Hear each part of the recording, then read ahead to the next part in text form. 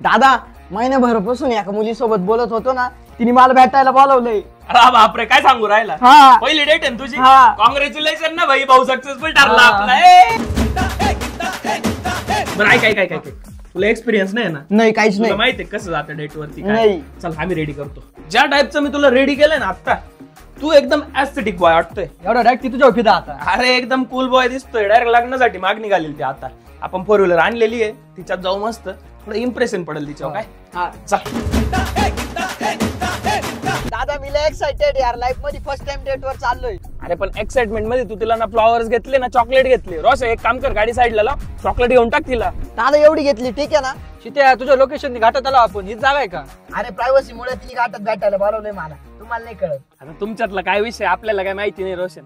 एक काम कर, जरा गॉगल लाव थोडासा, कसं अजून इम्प्रेशन पडेल. कॉल लाव तिला, कुठपर्यंत आली विचार. अरे मी कधी कॉलच नाही केलेलं तिला, आता कसं काय करू? म्हणजे कॉल बी पहिल्यांदाच आहे का तुझा? अरे काय धंदे. एक काम कर, बाहेर जाय, कॉल कर तिला, म्हणजे कसं प्रायव्हेटली तुमचं काय बोलणं असेल बोलून घ्या आणि बोलून घे तिला इथं. हॅलो बाबू, मी आलोय लोकेशन वर. हा बाबू, मी पण आले लोकेशन वरती, आणि तू दिलेली कॅडबरी एकच नंबर आहे.